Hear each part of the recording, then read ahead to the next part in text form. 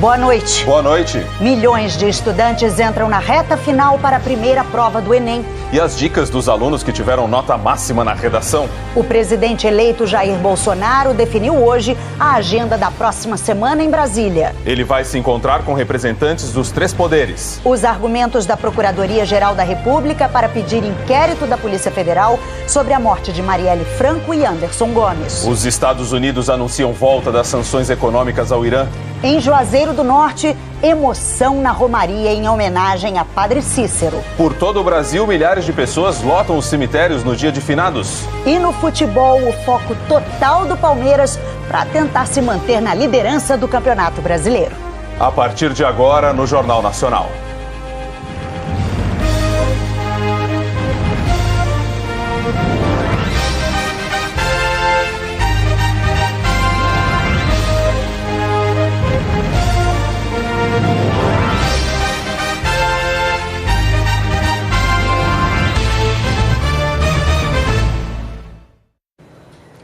A TV Globo teve acesso ao pedido da Procuradoria-Geral da República, que levou à abertura de inquérito da Polícia Federal no caso Marielle Franco. Ela e o motorista Anderson Gomes foram assassinados há 8 meses e o crime continua sem solução. A Polícia Federal vai apurar se uma organização criminosa estaria atrapalhando a investigação. No pedido, a Procuradora-Geral da República, Raquel Dodge, detalhou 2 depoimentos com relatos de supostas ilegalidades graves. Um dos depoimentos foi no dia 15 de setembro e o depoente não teve o nome revelado. O outro foi no dia 22 de agosto e é do ex-policial militar Orlando de Oliveira Araújo, o Orlando de Curicica, que está preso na Penitenciária Federal de Mossoró, Rio Grande do Norte, desde junho. Orlando é apontado pela Polícia Civil do Rio como um dos principais suspeitos pela morte da vereadora Marielle Franco e do motorista Anderson Gomes. Orlando afirmou a procuradores ter sofrido pressão da Polícia Civil do Rio para assumir que matou Marielle e Anderson. Segundo a Procuradoria, os depoimentos apontam a atuação de milícias, que houve proteção policial ilegal a criminosos, a existência de uma organização criminosa formada por agentes públicos e integrantes do Jogo do Bicho no Rio e o suposto desvio de conduta de policiais do Rio. No pedido, a Procuradoria-Geral da República diz que há indícios de má conduta e falta de isenção nas investigações. A Procuradoria destacou que essas condutas criminosas de policiais, combinadas com o cenário de violência urbana que o Rio vive, têm repercussão internacional. A PF vai apurar possíveis interferências ilegais na apuração dos fatos. A abertura desse novo inquérito não representa a federalização do caso. A Polícia Civil vai continuar investigando.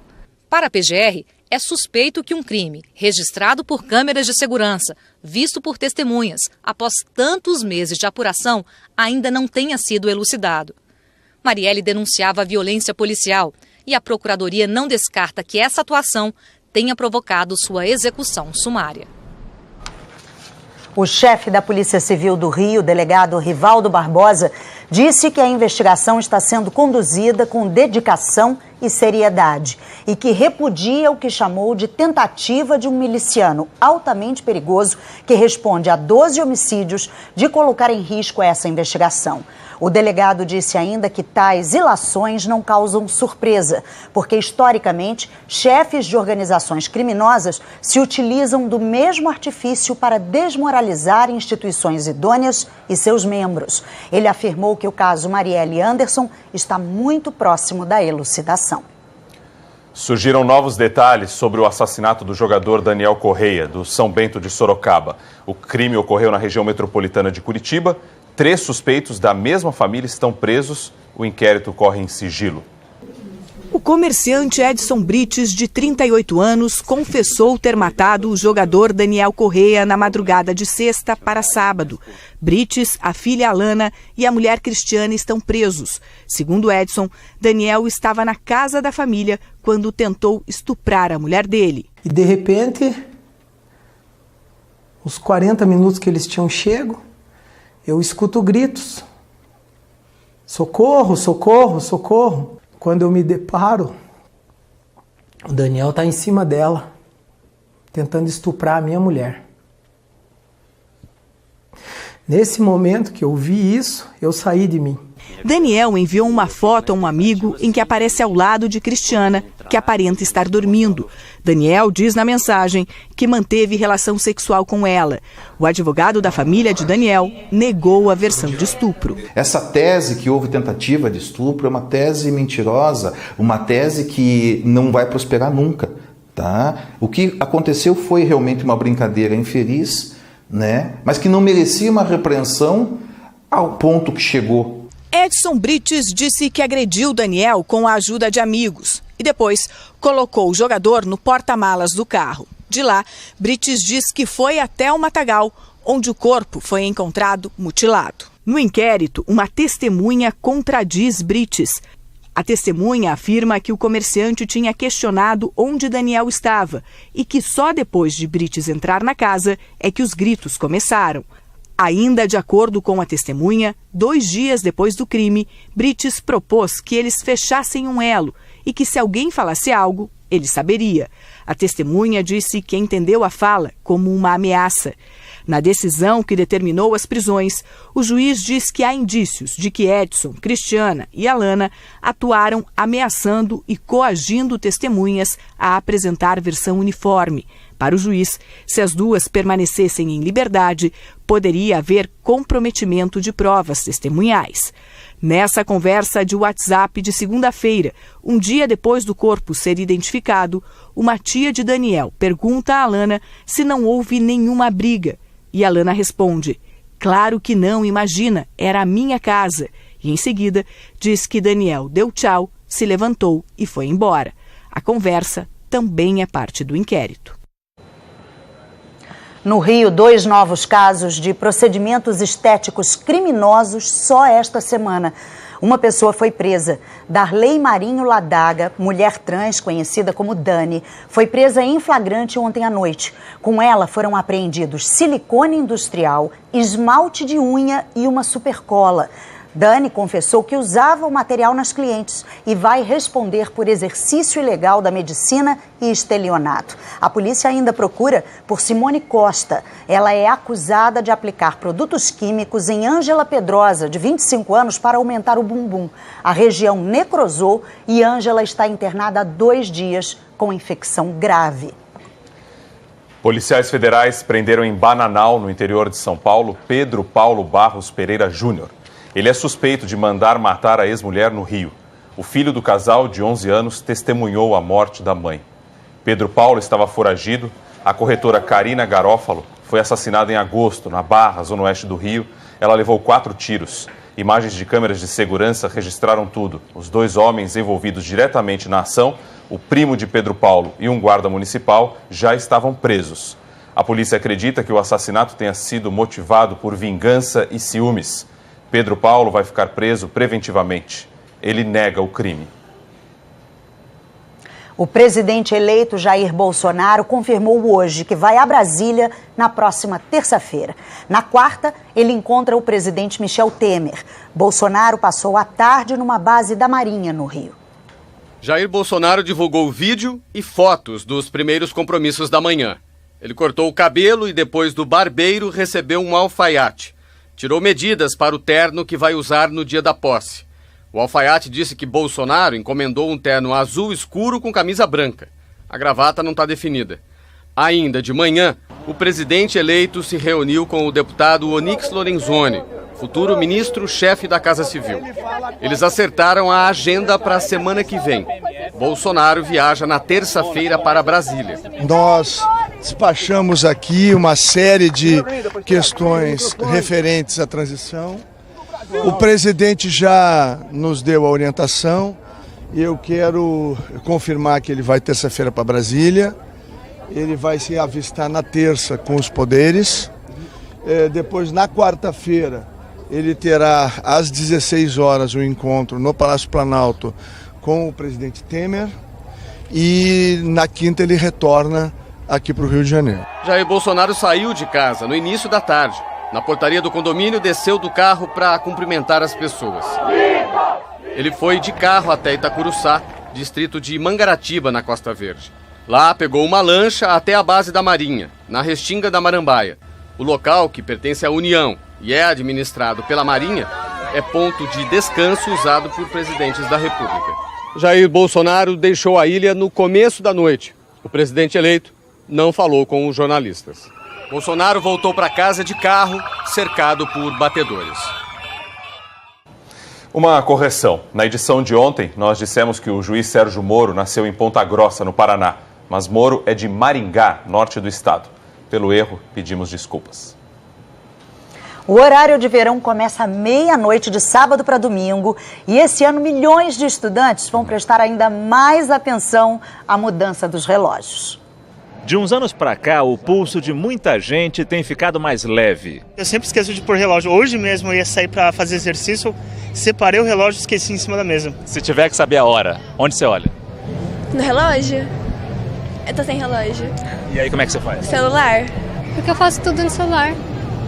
Tudo, ligação, horas principalmente, tudo fica no celular. É uma confiança confortável, até que a tecnologia nos traia, como ocorreu há algumas semanas. Desde 2008, o horário de verão brasileiro caía no terceiro domingo de outubro. Este ano, para não bater com o segundo turno das eleições, a mudança foi levada para domingo, 4 de novembro. O sistema operacional de muitos smartphones manteve a programação na data antiga. E aí foi a confusão, que pode acontecer de novo daqui a 2 dias. Entre os milhões de estudantes que vão fazer o Enem, tem muita gente preocupada. É que o primeiro dia de provas cai exatamente no primeiro dia do horário de verão. E o medo é que a confusão nos telefones se repita. Neste cursinho não foi pequeno o número de vítimas do primeiro erro. Eu percebi quando eu cheguei lá no meu trabalho. Eu falei, poxa, tá muito escuro. Aí eu falei, poxa, mas que horas são? Aí quando eu fui olhar, realmente era bem mais cedo.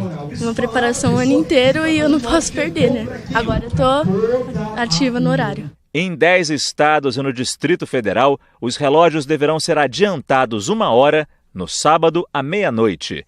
Para quem vai fazer a prova, é preciso ficar atento. Os horários são os de Brasília.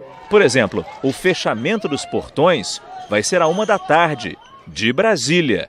O estudante de cada estado tem que usar essa referência. Esse especialista em tecnologia dá uma dica para os moradores dos estados com horário de verão. No seu telefone, no sábado à noite, vá em Ajustes ou Configurações. Depois, data e hora. Desabilite o automático e adiante, manualmente, 1 hora. 2018 a gente vai ter que fazer como a gente fazia antigamente, que a gente tirava os relógios da parede, colocava 1 hora a mais, né, e estava tudo correto. Piorou um pouco a tecnologia esse ano, mas de fato tenho certeza que a tecnologia ajuda em muitas outras coisas. No Enem do ano passado, caiu o número de alunos que conseguiram a nota máxima na tão temida redação. O repórter Roberto Kovalik revela algumas estratégias de quem conseguiu tirar nota 1000. Será que vão sobrar unhas até domingo, dia da prova de redação? Ela é difícil mesmo e vale metade da nota no Enem. Com base no resultado do ano passado, a chance de tirar nota 1000 é exatamente esse número ao contrário, 0,001%. Que o diga a professora, que faz a prova todo ano. Qual foi a sua melhor nota? 960. Nem a professora consegue tirar 1000? Não. A redação que estes estudantes querem é aquela, nota 1000. Difícil? Muito. Impossível? Claro que não. Outros já conseguiram. E nós localizamos estes estudantes que tiraram nota máxima na redação em vários lugares do Brasil. Meu nome é Larissa Fernandes, tenho 19 anos, eu sou de Belém do Pará e eu tirei nota 1000 na redação do Enem de 2017. Foi importante estudar as diversas áreas do conhecimento, como história, geografia, biologia, para poder selecionar argumentos sólidos e poder realizar uma contextualização com a atualidade. O alagoano Alain lembra que ficou nervoso quando viu o tema do ano passado, Desafios para a Formação Educacional de Surdos no Brasil. A estratégia? Eu reafirmei o tema usando as palavras-chave que a própria banca colocou como proposta. A Isabela, do Piauí, explica que a receita é planejamento. Eu resolvi colocar todas as minhas ideias na folha de rascunho, sem organizar o texto de imediato, já só colocando todas as ideias que eu tive no momento, para depois passar a selecionar essas ideias e escolher quais eu iria usar em quais parágrafos. Vinícius do Pará também aconselha a organizar os pensamentos. Faça uma tabela estabelecendo qual vai ser a sua tese, quais são seus argumentos e qual vão ser as suas propostas de intervenção, para que seu texto fique organizado e coeso. Beatriz, aluna de escola pública do Rio de Janeiro, passou em medicina, o curso mais difícil de entrar. Na minha redação, eu usei Nelson Mandela como uma máxima da minha conclusão para poder afirmar os entraves e as soluções que eu coloquei para a questão de educação dos surdos no Brasil. A professora lembra que não pode fugir do tema nem escrever menos de 7 linhas. E dá mais uma dica. Na conclusão, a gente vai dar uma proposta de solução. Então, o Enem é uma prova otimista, é uma prova propositiva, é uma prova que espera um candidato afim de mudar o país. No ano passado, apenas 53 alunos tiraram nota 1000 e mais de 300 mil tiraram 0. Com essas dicas, o 1000 não é garantido, mas dá para escapar do 0. Boa nota 1000 para você que está se preparando aí para o Enem. Aliás, aproveita um aplicativo do G1 e baixa de graça. As informações estão na página do Jornal Nacional na internet. E vamos ver agora com a Maju Coutinho o que os estudantes devem esperar do tempo no domingo, né, Maju? Boa noite para você. Oi, Ana, boa noite para você, para o Rodrigo e para todos. Olha só, dá para adiantar que a gente vai ter pancada em várias áreas do país, mas os detalhes do domingo eu dou no final dessa previsão.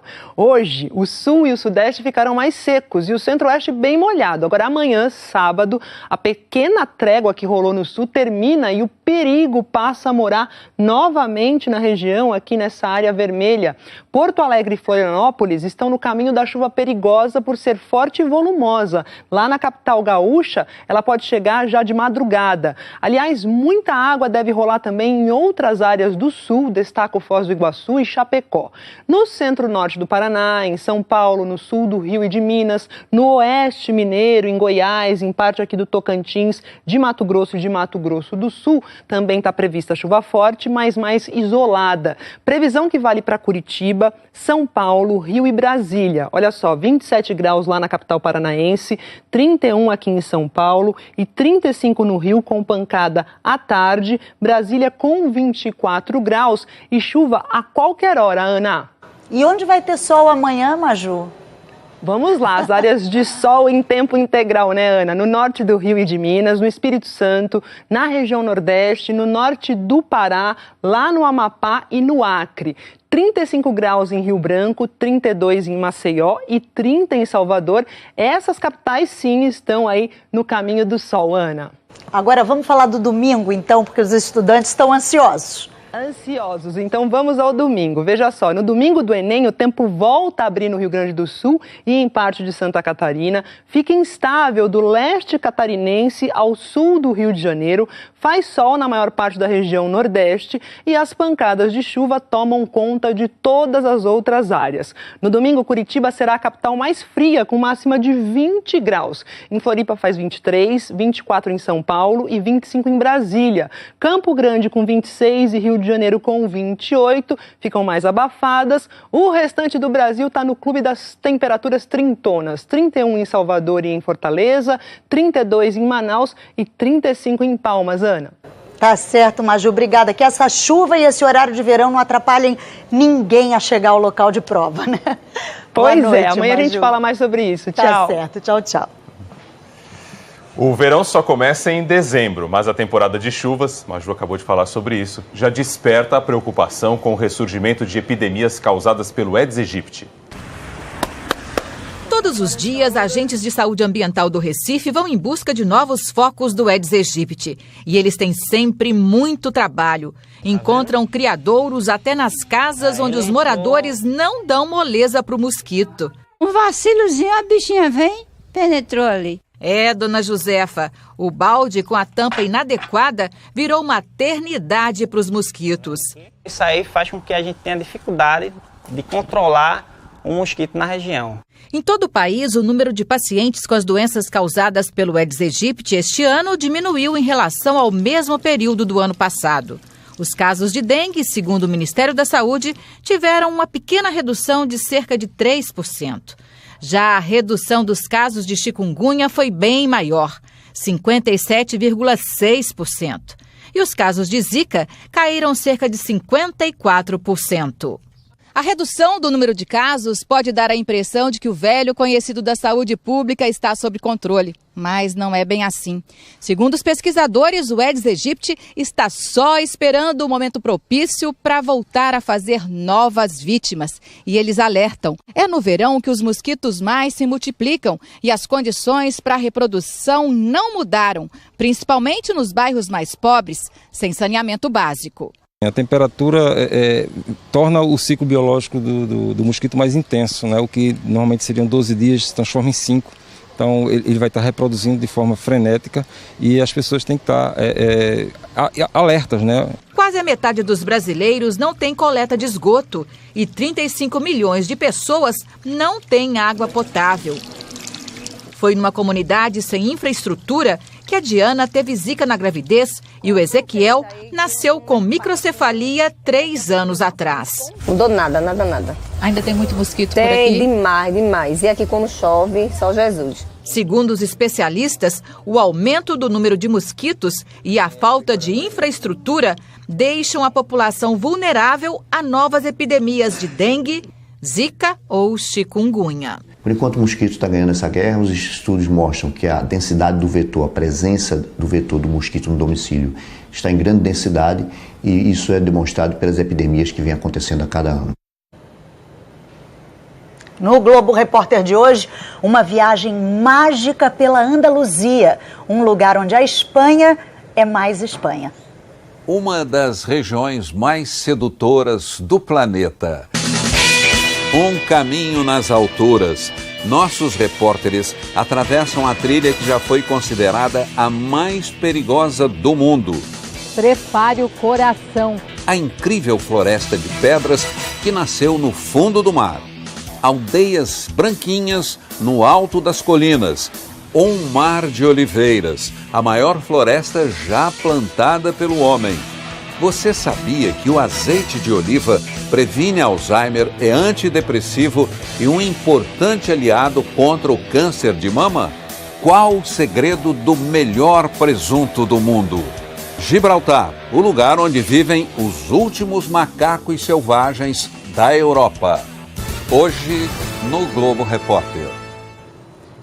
A seguir, os Estados Unidos anunciam a volta das sanções econômicas ao Irã. Depois da eliminação na Libertadores, o Palmeiras agora só pensa em manter a liderança do Brasileirão. Sobre o caso do assassinato do jogador Daniel Correia, que a gente viu há pouco aqui no JN, o advogado da família Brits, Cláudio Daledoni Júnior, afirmou em nota que não vai comentar as declarações da testemunha, que nós mostramos na reportagem. Ele disse também que o comportamento de Alana Brits na troca de mensagens com a mãe do jogador Daniel foi uma atitude impensada e desesperada. E ainda que Edson Brits se apresentou espontaneamente à polícia e está auxiliando nas investigações. No Rio Grande do Sul, a Rede Mundial de Computadores agora é uma aliada para atenuar um problema frequente nos bancos de sangue, a falta de doadores.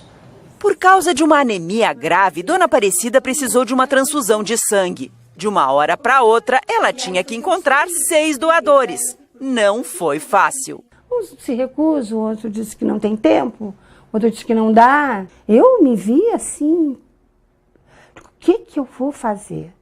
Problema também para os serviços de saúde, onde a busca por doadores nunca tem fim. A cada feriado ou mesmo no período de férias, estoques de bancos de sangue como este do Hospital de Clínicas de Porto Alegre ficam perigosamente baixos. Mas se é preciso entrar em contato com rapidez com os doadores, que tal fazer o chamado num local onde é bem fácil encontrar muita gente? Foi a partir dessa ideia que nasceu o Banco de Sangue Virtual. É uma página na internet criada pelo Ricardo, onde quem deseja ajudar faz um cadastro. O site cruza dados e avisa imediatamente aos voluntários se alguém próximo precisa de doação, com o endereço do hospital e o nome do paciente. Um exemplo, o hospital regional está precisando de um sangue tipo B positivo, nós vamos entrar no nosso cadastro, vamos filtrar pela cidade, pelo tipo sanguíneo e encaminhar um e-mail para todas essas pessoas, avisando elas que o sangue delas pode salvar uma vida hoje naquele hospital. Em um ano, quase 3 mil pessoas já se cadastraram. Foi muito melhor que a gente esperava, porque em um dia o banco conseguiu nos mandar 40 doadores em função de um único chamado. Isso foi muito bom. Muito positivo. Excelente. Voluntários como a Amanda, que nunca tinha entrado numa sala de doação. O que tu sente depois, eu acho que até é melhor para quem doa do que para quem recebe. Porque tu sente uma coisa assim de dever cumprido realmente, né? E a dona Aparecida também conseguiu os doadores pelo banco de sangue virtual. Gente que ela nem conhecia, mas a quem agradece demais. Esse sangue pra gente é vida, né? As pessoas talvez até não imaginam o valor que isso tem perante uma vida de uma pessoa. Olha, obrigado é muito pouco. O desemprego nos Estados Unidos continuou estável em outubro, em 3,7%, o índice mais baixo em 49 anos. No mês passado, foram criados 250 mil novos postos de trabalho e a renda média do trabalhador americano subiu 3,1%. Os números são uma boa notícia para o presidente Donald Trump a 4 dias das eleições para renovar parte do Congresso americano. E hoje, Donald Trump anunciou a entrada em vigor, a partir de segunda-feira, de sanções econômicas contra o Irã. Vamos ao vivo falar com a correspondente Carolina Cimente, em Nova York. Carolina, boa noite. Que medidas são essas, hein? Boa noite, Ana Luísa. Bocardi, boa noite a todos. Essas sanções, elas tinham sido suspensas em 2015 pelo então presidente Barack Obama. Foi quando Estados Unidos, França, Alemanha, Reino Unido, China e Rússia assinaram um acordo com o Irã para encerrar o programa nuclear do país. Em maio, Donald Trump acusou o Irã de não cumprir as obrigações e abandonou o acordo. A partir de segunda-feira, todas as sanções vão voltar a valer. O principal alvo de Donald Trump é o petróleo iraniano, que representa 80% da receita do país.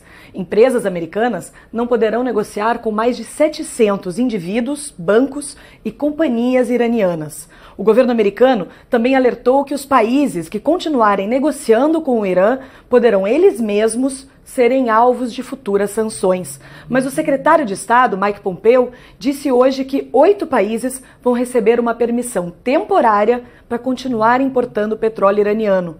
Quando as sanções foram canceladas em 2015, a economia iraniana vivia uma recessão profunda.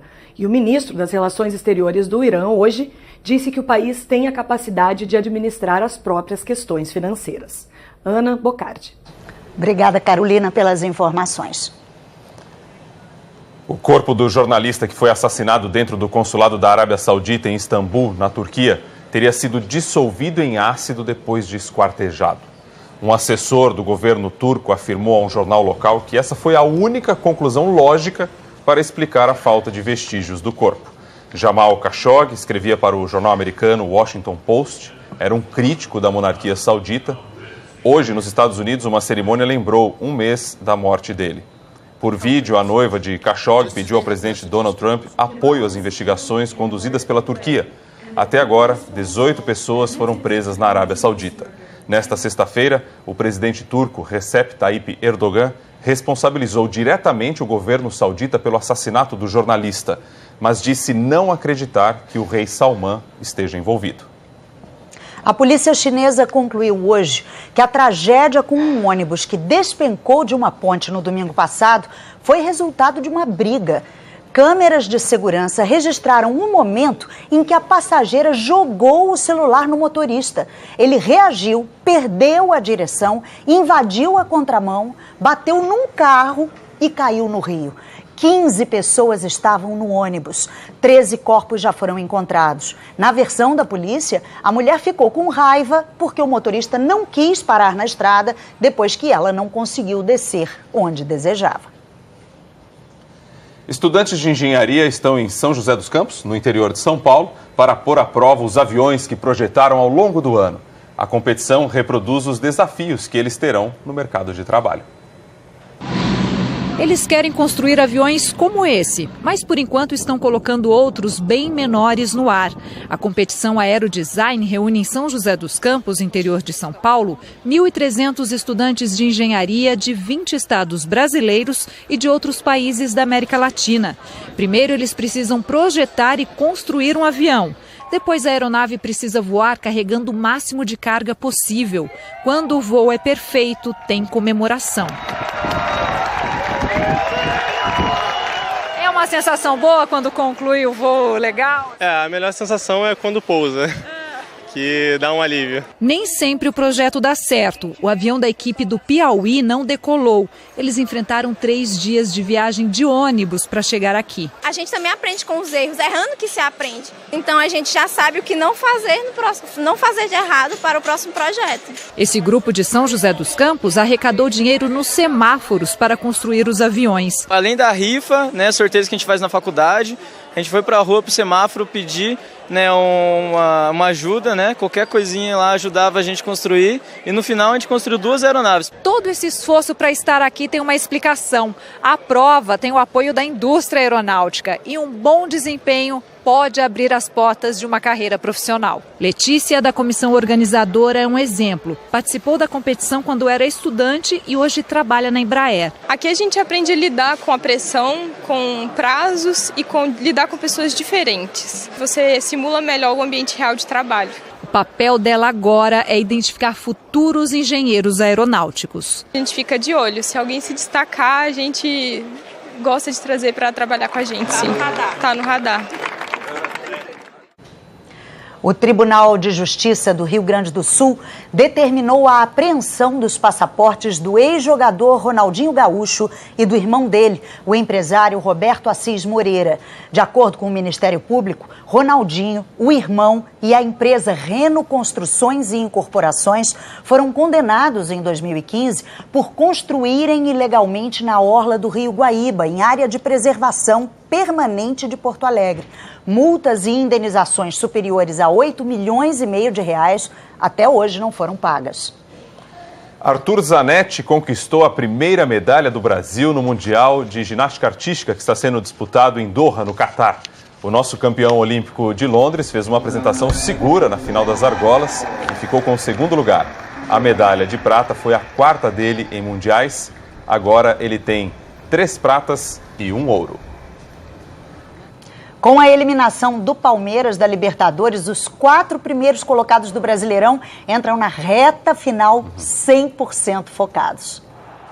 Nesse fim de semana, o Brasileirão chega à 32ª de um total de 38 rodadas. Para quem lidera, o tempo passa devagar. Faltam 7 jogos, tem bastante coisa para acontecer ainda. Já para quem persegue o líder, as rodadas parecem voar. A partir desse momento de 7 jogos, você não tem margem para erro mais. 3 jogos vão movimentar a briga pelo título. No domingo, o São Paulo, 4º colocado, recebe o vice-líder Flamengo. Nós já erramos tudo que nós tínhamos que errar. Então agora não tem outro resultado a não ser a vitória, já que nós almejamos o título. A gente sabe da importância que tem de vencer esse jogo para se manter ali na zona de Libertadores. Também na capital paulista. Mas, no sábado, clássico do líder Palmeiras contra o Santos, o time de Felipão é o de maior investimento na temporada, mas ainda não transformou as contratações no presente que a torcida mais sonha, um título. Em 2018, o Palmeiras perdeu a final do Campeonato Paulista e foi eliminado na fase semifinal da Copa do Brasil e da Libertadores. Ainda resta a competição nacional mais importante. E a torcida sabe que nem tudo está perdido, mas a pressão nos jogadores aumentou. Agora só resta o Campeonato Brasileiro para a gente, então nós estamos muito focados, muito empenhados para poder ganhar esse título e dar essa alegria para o nosso torcedor, é isso que a gente quer. O Internacional é o 3º colocado, vai jogar só no domingo à noite e será que vai secar os rivais? Secamos quem tiver que secar, faz parte do futebol. Agora o mais importante não são os outros, o mais importante é nós. Para quem ainda não tinha um bom programa para curtir no feriadão, é só escolher o jogo e boa diversão.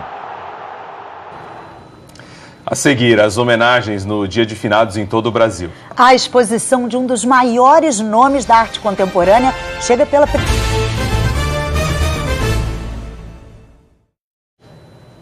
Neste dia de finados, cemitérios ficaram lotados em diversas regiões do país. No Rio, policiais assassinados receberam homenagem no cemitério de Sulacap, na Zona Oeste. Só esse ano, mais de 90 policiais militares, civis e federais foram mortos. Um monumento foi inaugurado. Parentes dos policiais soltaram balões brancos. O batalhão de choque deu uma salva de tiros. E a marcha fúnebre encerrou a cerimônia. Não passa, então isso é muito gratificante, ameniza um pouco a dor, né? É uma forma de amenizar um pouco a dor. Em Campo Grande, uma operação para combater o trabalho infantil encontrou menores oferecendo serviços de limpeza. As atividades em cemitérios estão na lista das piores formas de trabalho infantil, segundo a Organização Internacional do Trabalho. No cemitério de Santo Amaro, no Recife, 4 missas foram celebradas hoje. A expectativa é que 20 mil pessoas visitassem os túmulos. Movimentação intensa também no maior cemitério público de Belém. O cemitério da Consolação, na capital paulista, é do século XIX, o mais antigo em funcionamento. É cheio de obras de arte, a chamada arte tumular. Em Porto Alegre, flores e velas em homenagem aos mortos. Muita saudade, bastante saudade. Da minha mãe, do meu pai, dos meus avós, tudo. Em todo o país, os cemitérios foram ficando floridos ao longo do dia, abertos a diferentes formas de expressão da saudade, que em Belo Horizonte surpreenderam quem veio homenagear a memória de parentes e amigos. Um helicóptero sobrevoou um cemitério particular e jogou pétalas de rosas. Neste outro, os visitantes eram recebidos por um coral. Isso aqui é só um simbolismo, porque eles estão aqui para sempre. Em Ipueiras, no interior do Tocantins, o Dia de Finados foi celebrado com festa e alegria. Os congos, formados por homens e mulheres vestidos de azul e branco, chegaram ao cemitério tocando, cantando e dançando. Eles visitaram os túmulos e assistiram a uma missa celebrada sem tristeza. Eles vêm cantando, vêm celebrando esta vida e mostrando que a saudade tem que permanecer no coração daqueles que ainda amam. Em Juazeiro do Norte, no Ceará, milhares de pessoas participaram de uma romaria em homenagem ao Padre Cícero. Na Capela do Socorro, fiéis acompanharam as missas e visitaram o túmulo de Padre Cícero, considerado um santo em várias regiões do Nordeste e que morreu há 84 anos. Nesta época do ano, os fiéis vão a Juazeiro para agradecer e pedir bênçãos. Na Basílica de Nossa Senhora das Dores, ao meio-dia, aconteceu a tradicional bênção do chapéu. Momento de muita fé e emoção. E olha, uma tradição americana ganha força no Brasil. No Dia de Finados, seres estranhos ocuparam ruas do Rio e de São Paulo. É a Zombie Walk.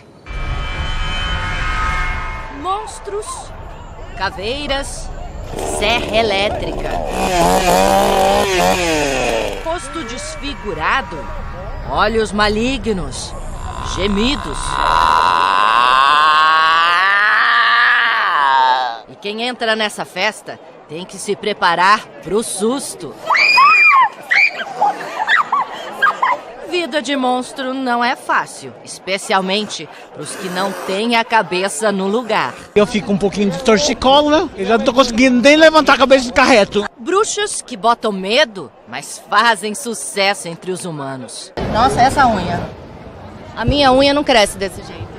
Parabéns. Isso é muito feitiço, rabo de rato e morcego. Onde tem fantasma, tem caça-fantasmas. Gente que gosta de dar asas para a imaginação. E para isso, não tem idade. A gente veio de parzinho, nós somos abóboras. Os mortos-vivos invadiram o centro de São Paulo, que se transformou num cenário daqueles de filme de horror, com muito sangue de mentira, é claro. Um encontro macabro e divertido, que tem ficado cada vez mais popular no Dia de Finados. No Rio de Janeiro, o evento se concentrou em Copacabana. O calçadão ficou cheio de noivas perdidas e teve até zumbis reggae. Em São Paulo, até quem não veio fantasiado participou da Marcha dos Zumbis, ainda que com certo receio. Não dá medo, não? Não dá, não. Só se encontrar de verdade aí dá, né? E aí, hein? As obras do artista plástico chinês Ai Weiwei estão expostas pela primeira vez no Brasil. A mostra é considerada a maior já feita por esse expoente da arte contemporânea. As melhores bicicletas da China estão na rua. São elas os veículos que nos levam até a exposição do artista chinês Ai Weiwei, no Parque do Ibirapuera, em São Paulo. Enquanto nossa vida segue normal, tudo parece igual a ontem. Mas o artista sabe reconhecer os sinais da mudança no movimento do mundo. O barco dos refugiados traz homens, mulheres, crianças sem rosto. Pessoas que, para sobreviver, precisaram renunciar à sua identidade, às suas raízes. Este trabalho mostra o tamanho da crise humanitária em que vivemos. Ai Weiwei também se considera um refugiado. Crítico do governo chinês, acabou saindo da China e hoje mora na Alemanha, depois das muitas repressões que sofreu. Quando destruíram seu ateliê em Xangai, fez esta obra, Casa de Caranguejos. São 2.000 caranguejos de porcelana. Caranguejo, em chinês, tem um som parecido com harmonia. E era em nome da harmonia que as autoridades chinesas justificavam a censura no país. Quando ficou por 5 anos em prisão domiciliar, criou esta cena, Florescer. Rosas, crisântemos, deixam ver o brilho da porcelana com que são feitas. No terremoto de 2008, no sudoeste da China, muitos prédios resistiram, mas as escolas públicas caíram. Mais de 5.000 crianças morreram. Os nomes de todas elas estão aqui. Ai Weiwei recolheu os vergalhões das escolas completamente retorcidos e desentortou, um a um, até formar esse caminho reto, como quem corrige a história para evitar uma tragédia. Ai Weiwei mostra que a obra de arte pode ser transformadora mesmo antes dela existir enquanto obra. No último andar, um campo de sementes de girassol. São 40 milhões de sementes feitas uma a uma em porcelana pintada por 1.600 mulheres chinesas durante 2 anos. De alguma forma mudaram a relação da mulher nessa sociedade. Ou seja, muito do trabalho dele é um trabalho de desenraizamento, né, de coisas que estão escondidas dentro da sociedade e de alguma forma usar isso para transformar o mundo. Antes que o bote e os refugiados estivessem no seu lugar na exposição, eles foram carregados pelo parque até chegar nas águas do Lago do Ibirapuera. Por um momento, como se a felicidade tivesse chegado.